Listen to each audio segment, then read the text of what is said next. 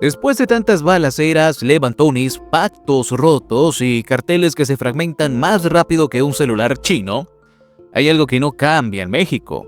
La guerra narca sigue rompiendo récords de creatividad violenta, pero esta vez la sorpresa no vino del cartel de Jalisco ni de los chapulines que brincan de facción en facción. Esta vez, la historia es digna de un documental de Netflix, con tortura, traición y un final que por poco y no cuenta. Un operativo de la Marina rescató en Culiacán a un operador de la Chapiza.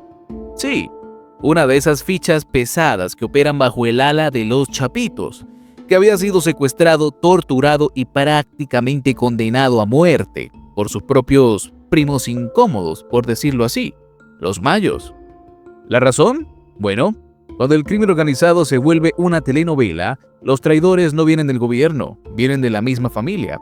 Y mientras unos torturan al soldado, otros negocian la impunidad del jefe. Pero esperen, esto no es todo, porque mientras en Culiacán liberan a uno de la Chapiza apaleado, en Baja California caía uno de los más buscados de la Malliza, y en la Ciudad de México, un marino se declara fan del Mencho mientras golpeaba a su esposa en un Camaro. México mágico, trágico y criminal. ¿Listos para entender qué carajos está pasando? Vamos por partes.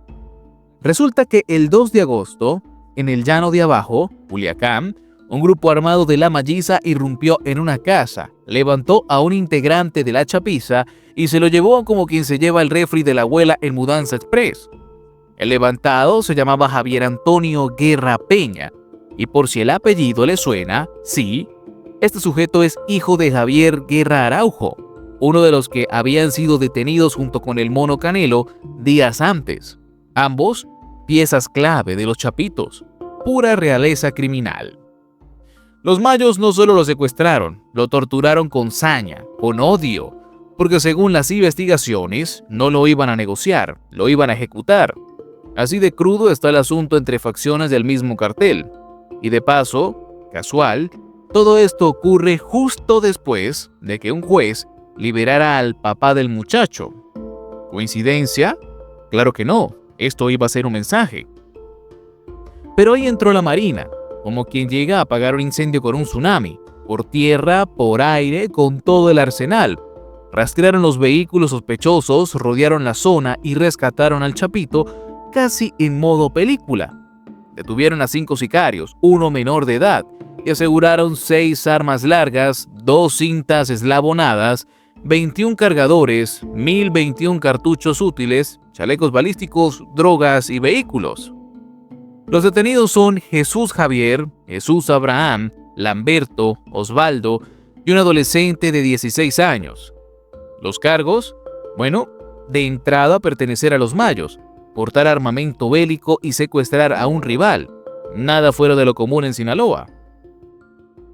El Chapito rescatado recibió atención médica, está vivo, de milagro. Y ahora le toca denunciar formalmente, o al menos fingir que lo va a hacer. Aunque no creo que sea tan descarado.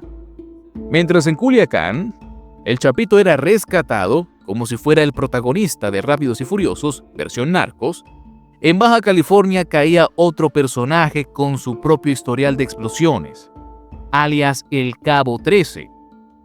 No es un superhéroe ni un rango militar. Es, según las autoridades, uno de los operadores más buscados del cartel de Sinaloa, facción La Malliza. Lo buscan desde el 2022.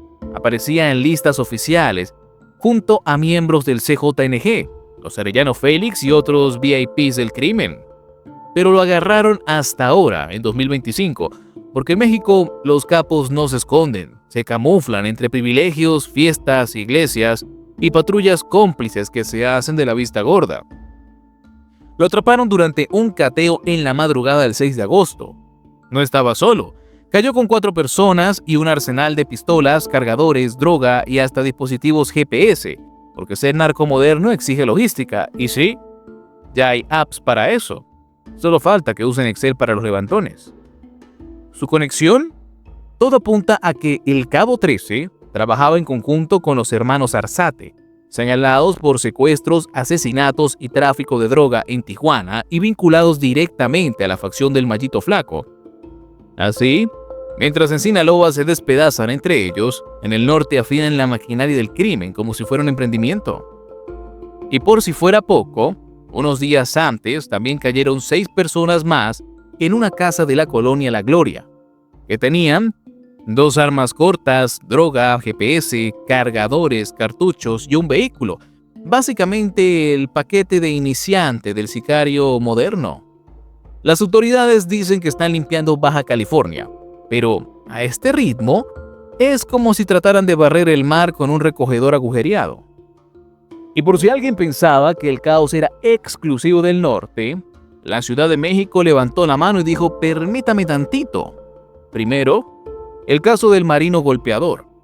Resulta que en plena alcaldía Venustiano Carranza, vecinos vieron a un tipo dándole una golpiza brutal a su esposa dentro de un Camaro. Una escena digna de narcoserie de bajo presupuesto. Cuando llegaron los policías, el señor no solo no se calmó, sino que se les fue encima diciendo que trabajaba para el Mencho, que era del cartel Jalisco Nueva Generación y que los iba a matar. Así de directo y sin filtro. El tipo resulta que se llama Hugo Alejandro Cruz Gutiérrez, marino en activo. Entre sus cosas llevaba una tarjeta con un gallo y la leyenda El Señor de los Gallos, Mencho con el pueblo. Como si fuera una carta de presentación. Lo detuvieron, claro, pero aquí ya sabemos cómo acaba eso. De repente un café, una firma y a casa. Pero lo más fuerte vino antes, el 1 de agosto. No sé si se acuerdan lo ocurrido en la colonia Maza, alcaldía Cuauhtémoc, afuera de una chelería clandestina conocida como De Todo Un Poco Pit. Resulta que ese día 3 hombres fueron ejecutados. Sicarios en moto llegaron, uno se bajó y sin mediar palabra abrió fuego contra los asistentes de una fiesta. Fueron alrededor de 20 balazos y hubo 3 muertos. Uno de ellos era Raúl García Mejía, ex funcionario público y también ex director territorial de la Cuauhtémoc y cercano a Sandra Cuevas.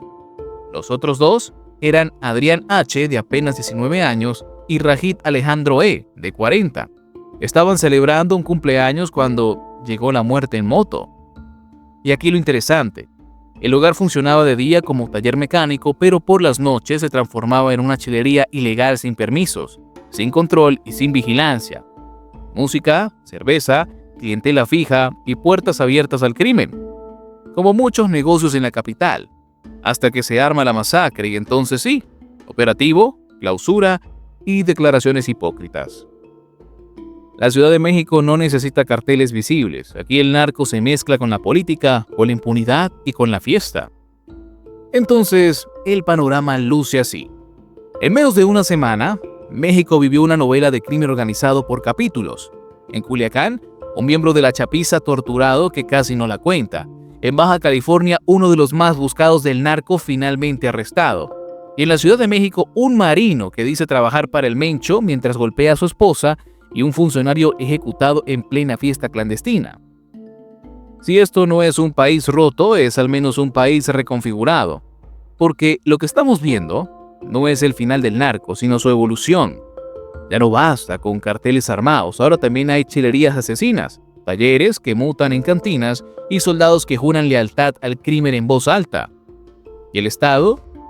La mayor parte del tiempo llegan después de los disparos, posando en las fotos, mostrándolo decomisado y prometiendo que ahora sí van a limpiar todo.